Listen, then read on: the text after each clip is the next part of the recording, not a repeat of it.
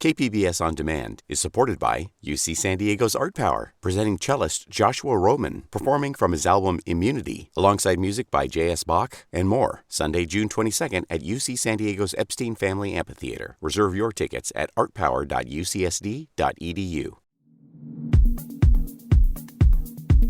Governor Gavin Newsom signed a bill on Wednesday mandating a study on how the state can make amends for its role in oppressing Black people. The bill makes California the first state in the country to study reparations for the descendants of enslaved people. The state will convene a 9-person task force to make proposals for reparations and who will be eligible to receive them. The bill was authored by State Assembly member Shirley Weber of San Diego. Some of the options included in the bill for reparations are forgiving student loans and paying for public work projects or job training.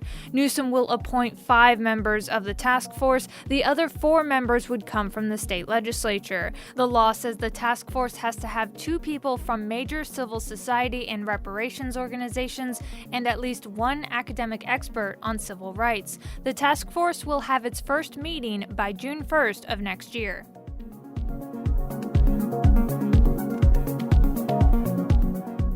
San Diego Unified School District will bring thousands of high-need students back to campus starting October 13th. Richard Barrera is a school board member at San Diego Unified. He said teachers will make appointments with students to assess how much they've fallen behind. Appointments can look different. I mean, it could be, we're going to make an appointment for you to come in for an hour and have an assessment. Or it could be that, we want to develop a schedule with the student where they're essentially in class all day, every day. Also, San Diego State University says a small number of in-person classes would start on October 12th. The university had moved all courses online after COVID cases soared among students during the first weeks of the semester.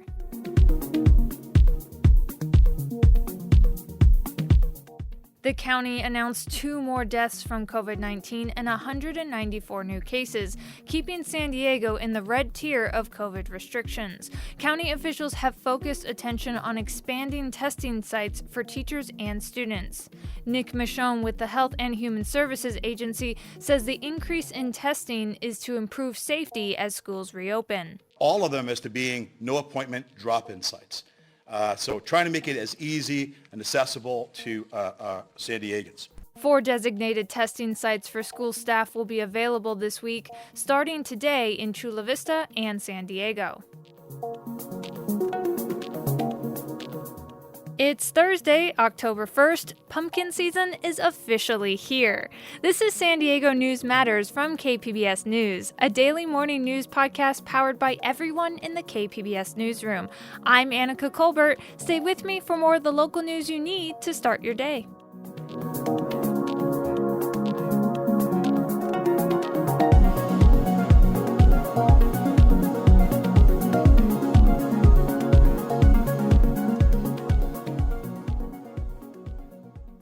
KPBS On Demand is supported by Marrokal Design and Remodeling, helping homeowners with their home remodeling needs. From ADUs to kitchen remodels, room additions, and custom homes, Marrokal Design and Remodeling can help homeowners design and build their dream homes. More at trustyourhometous.com.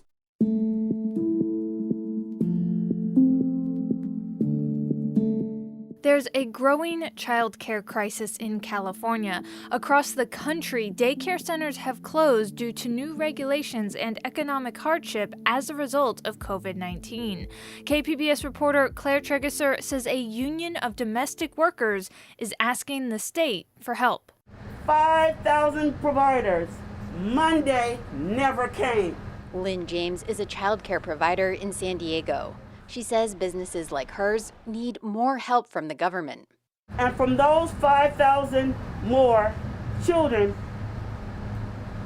they have no daycare. It's gone.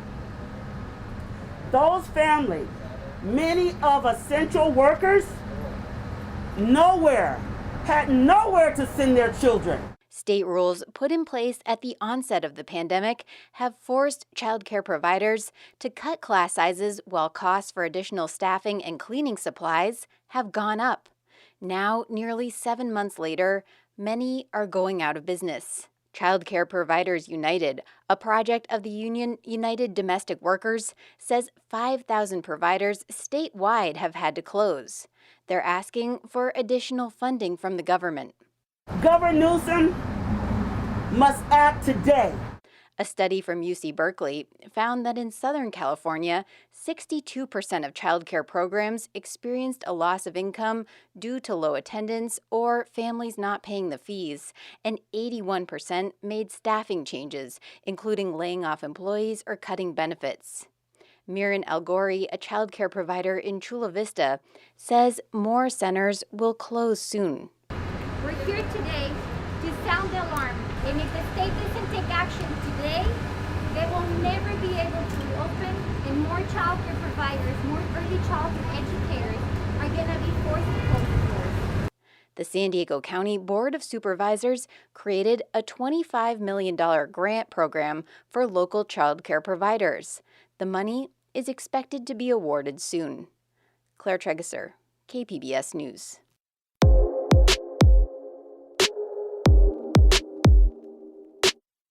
As we get closer to the general election, political campaigns are heating up, and we already have campaigns accusing opponents of telling falsehoods in their campaign ads. It's happening in the race for the 53rd Congressional District, where two Democrats are squaring off. KPBS's Matt Hoffman reports. Meet Sarah Jacobs. A new ad for the Georgette Gomez campaign is targeting her Democratic rival Sarah Jacobs, who is the granddaughter of Qualcomm founder Irwin Jacobs. Disclosure, Irwin Jacobs is a major donor to KPBS. Sarah's spending millions of her family's fortune to buy a seat in Congress. Sarah supports Trump's tax cuts for corporations. The ad cites an interview Jacobs did with the San Diego Union Tribune's editorial board back in January. During that interview, Jacobs did tell the board she favored lowering corporate taxes, but I was not in favor of the Republican tax bill that raised our deficit. I agree that we should have lowered corporate tax rates. I think we lowered them too far. The Jacobs campaign is calling on Gomez to take down the ad, calling it false and misleading. The Gomez campaign says there's no reason to pull down the ad, saying the cornerstone of Trump's tax bill was cutting corporate taxes, and Jacobs is on the record saying they should be lowered. Matt Hoffman, KPBS News. San Diego County officials are scrapping their legally flawed climate action plan. They say they'll work on a new one. KPBS environment reporter Eric Anderson says that's good news for environmentalists. The Board of Supervisors voted unanimously to start over. The latest plan was approved by the board in 2018, then rejected by a judge late last year. The court agreed with people who said the plan violated the California Environmental Quality Act and didn't account properly for greenhouse gas emissions created by new developments. The Sierra Club's Richard Miller says he's hopeful the county will finally get it right. They are going to really have to press developers to make sure that they are doing everything that they can to reduce their carbon. The county's latest plan was the third one rejected by the courts. County Supervisor Diane Jacobs says she hopes the county is finally on the right track. Eric Anderson, KPBS News. The COVID-19 pandemic has highlighted California's shortage of healthcare workers. Experts are hopeful that a bill signed by Governor Gavin Newsom this week could help fix the problem. The bill expands the authority of nurse practitioners. These professionals have more education and training than registered nurses, but they currently need physician sign-off to diagnose and treat patients. Ileana Metza is a nurse practitioner in Los Angeles. If my patient's having pain after her chemo, I can give her narcotics, but I cannot order a wheelchair. She says being able to do those things will make care more efficient. Instead of the patient coming back and taking 2 or 3 buses just to get this form that I'm going to complete myself, and then I'll have my supervising physician sign, then I can do it myself. She says she'll still be collaborating with physicians when she needs advice. Physician groups have historically opposed this change, citing concerns about quality of care. The San Diego Padres are in the playoffs for the first time in 14 years. KPBS reporter Jacob Ayer says the Friars began their first round of the playoffs last night. They're playing against the St. Louis Cardinals for the wild card round at Petco Park. It's a best-of-3 series, which started Wednesday just after 2 p.m. While fans are not allowed in the stands, the team is hosting drive-in watch parties at the Lexus Premier lot near the stadium. Fans also gathered at local bars and restaurants to cheer on their team. George Rogers is a San Diego resident and Padres fan. He says supporting his team from next to the ballpark is an experience with mixed emotions. It is awesome to see him back in the postseason. It's a little bittersweet because I'd give anything to be inside Petco, but I will be very close within a block, rooting them on from as loud as I can. With the 60-game shortened MLB season, the Padres are one of 16 teams to play in the 2020 MLB playoffs. Jacob Ayer, KPBS News. That was KPBS reporter Jacob Ayer. Final score, Cardinals 7, Padres 4. We are down 1 game. Proposition 16 is asking California voters to bring back affirmative action to public schools and government work. California eliminated the policy in 1996 by passing another proposition, Prop 209. KPBS reporter Shalina Chatlani explains that supporters of Prop 16 say it would balance the scales, but some critics say it could hurt. In the 1950s, when she was a young girl, Assemblywoman Shirley Weber's family moved from Hope, Arkansas to Los Angeles. They had to. Her father, a sharecropper, had a target on his back. He was going to be lynched. The talk in the town was that he was one of these uppity Negroes. He fought for himself. Here on the San Diego State University campus, Weber recalls how she escaped persecution and eventually helped start SDSU's Africana Studies department. She was driven by her desire to work hard and fight like her father. But she had help. I went to grad school because I was a black student. So that was an affirmative action program for a poor kid like me. Weber says when California banned affirmative action in 1996, poor underserved minorities were left behind because state institutions could not develop programs specifically for them. We can't develop a teacher training and a program of recruitment for new teachers based on race. And the improvement of my schools is contingent upon getting teachers who understand the kids. Proposition 16 asks voters to strike the non-discrimination language in the state's constitution. But critics say that won't help with inequality. In the years following the civil rights movement, affirmative action was seen as a next step to reverse centuries of racism. But California passed Proposition 209, which said public institutions and government work should grant no preferential treatment based on race, sex, ethnicity, or national origin. You know, you can't give preferential treatment to one group without discriminating against another group. Gail Harriet is a professor of law at the University of San Diego. She says she's one of the lead donors to the No on Prop 16 campaign. Hi there. We met at her home in Kensington. Just go cold turkey. You're not going to fix things by saying, well, we used to discriminate this way, now let's discriminate that way. The Yes on Prop 16 campaign argues recent protests against police brutality reflect how law enforcement treats black and brown people differently from white people. But Harriet says you can't solve discrimination with discrimination. That just perpetuates it forever. And she says underserved communities have done better. It's true, the UC California system has seen an increase in students of color. Since 1999, the percentage of Latinos has doubled, and the black population has gone up by just under 1 percentage point.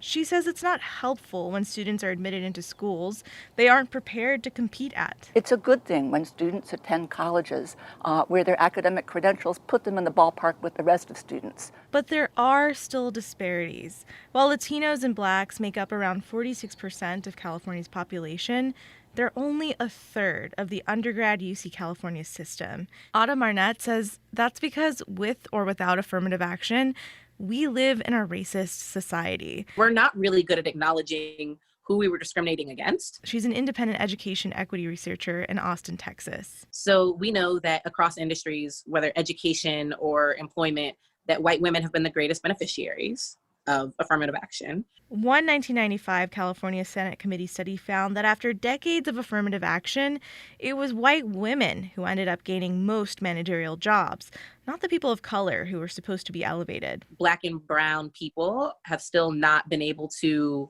see their levels of representation increase proportionate to their population numbers. Arnett says it's one thing to create a policy to give people of color more opportunities, but once they get to school or get to the job, they have to be given the support to succeed. People are absolutely getting more opportunities, right? You absolutely can't say whites only college.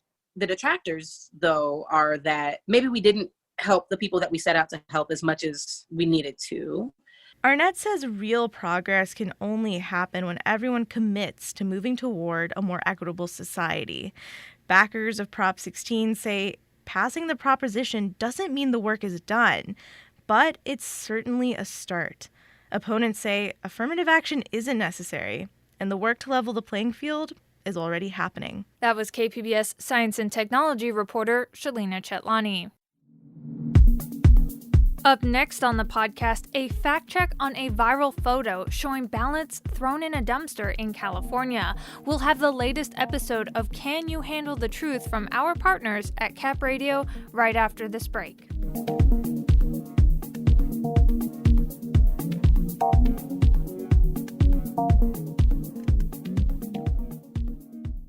KPBS On Demand is supported by Latino Legacy Foundation, presenting their Storyteller series, Reach for the Stars with Ellen Ochoa, the first Latina astronaut, former NASA director, and San Diego native, Sunday, June 29th. More at latinolegacyfoundation.org. A photo went viral on social media, falsely claiming that more than 1,000 California ballots were recently found in a dumpster. To get to the bottom of this, Cap Radio's Steve Milne spoke with PolitiFact California reporter Chris Nichols for this week's Can You Handle the Truth?, a weekly conversation about misinformation and Chris's latest fact checks. Here's that interview. Tell us about what happened with these ballots in Sonoma County. Well, these photos started spreading rapidly last week, both on Facebook and on conservative websites, showing what allegedly were unopened vote-by-mail ballots from the 2020 election. And the post said the ballots were found in a dumpster at a county landfill. And Sonoma County election officials pushed back against this pretty quickly. They took to social media and asked users to help stop the spread of this false information. The county registrar of voters, Diva Proto, explained to me what was actually found at the landfill.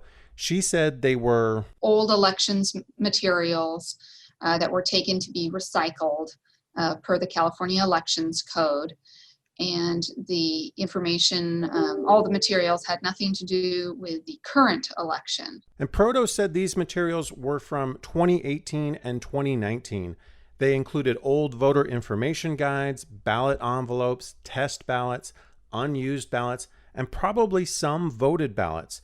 But she said those do not include a person's name, and there's no way to tie a ballot back to an individual once it's been discarded. Well, I guess it's possible, leading up to the election that we may see more questionable photos on Facebook or Instagram. I mean, is there anything the public can do about it? There is. Proto urged people to contact their election officials if they have questions or see something strange. She also had this really good advice. Check and see if it's been fact-checked. And if you're unsure, check it yourself. Most of the information that we got about kind of the false posts were people speculating. Wow, people speculating. That's interesting. Well, Chris, we've got 12 measures on the statewide ballot this fall, and you've been fact-checking some of the claims made by the campaigns for and against those measures, including one by the No on Prop 15 campaign. Tell us about that one. Well, Prop 15 would raise property taxes on large commercial and industrial properties. And the No campaign says it would also be a massive property tax increase on solar in California. To fact check this, I spoke with UC Davis tax law professor Darian Shansky. He says that statement is deceptive for two reasons. First, it's misleading because the claim suggests that it applies to residential solar, which it clearly does not. Second, Shansky says California approved a new law this year that actually protects the commercial solar industry from any new property tax increases should Prop 15 pass. Opponents say that new law will be challenged in the courts, but even the solar industry says it's confident that Prop 15 won't lead to higher taxes for its industry. All right. Well, Chris, what else is on your plate? Well, next Wednesday, we'll be fact-checking the debate between Vice President Mike Pence and California Senator Kamala Harris, who, of course, is the Democratic vice presidential candidate running with Joe Biden. And we'll be focused on statements that Harris makes about her record here in California. That was PolitiFact California reporter Chris Nichols speaking with Cap Radio's Steve Milne. You can find all of Chris's fact checks at politifact.com/California. That's it for the podcast today. Thanks for listening.